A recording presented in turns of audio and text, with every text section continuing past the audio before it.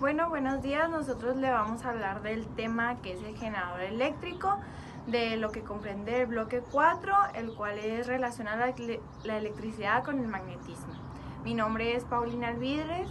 Yo soy Tere Talamantes, Sol Fernández, Nicole Delgado y Naomi González. Bueno, como primer punto yo les voy a hablar de lo que es un generador eléctrico. Un generador eléctrico es una máquina rotativa capaz de producir energía eléctrica mediante la transformación de energía mecánica.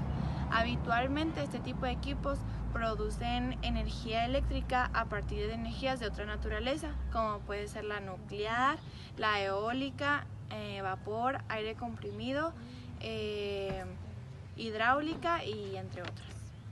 Bueno, ¿cómo funciona un generador eléctrico? El generador eléctrico emplea un campo magnético para generar un movimiento de electrones, el cual producirá una energía eléctrica. Exactamente al ensamblar la bobina conductora de una corriente eléctrica, se consigue un cambio de flujo, el cual se interactúa entre los polos de imanes, que provoca una fuerza psicomotriz capaz de transformar energía eléctrica.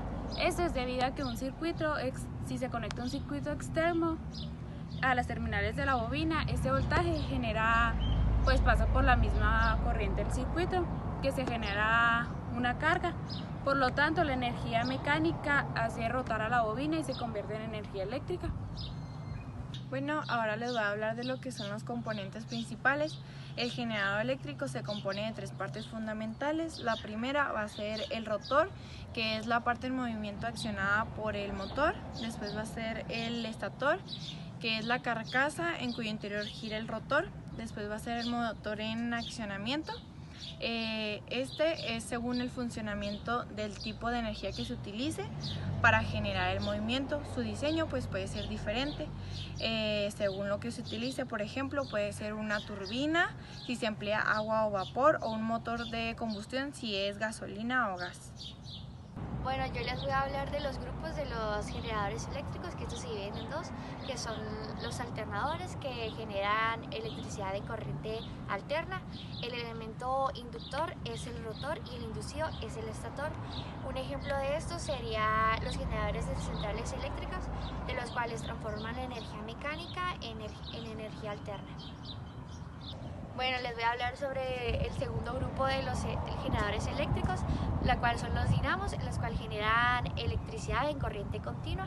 Y al contrario de los alternadores, el elemento inductor es el estator y el inducido es el rotor. Un ejemplo de esto serían las bicicletas, la luz de las bicicletas, las cuales funcionan a través del pedaleo.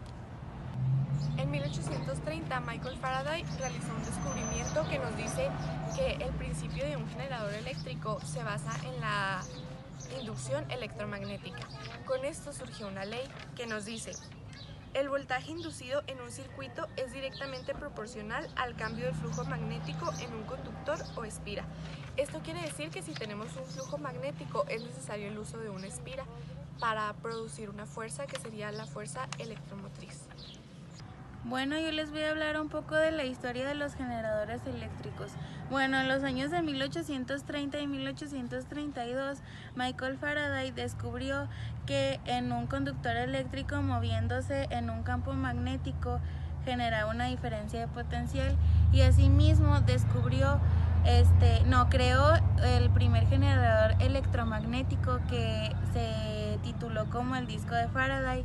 Este era un generador homopolar que estaba empleado a un disco de cobre que giraba entre los extremos de un imán.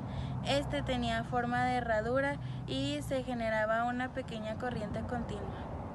Bueno, después se creó otro generador eléctrico que fue el dínamo. Este era para uso más bien industrial. Este lo construyó Faraday en el año de 1832 junto con otro fabricante francés que era Pixii. Este empleaba un imán permanente que giraba por medio de una manivela.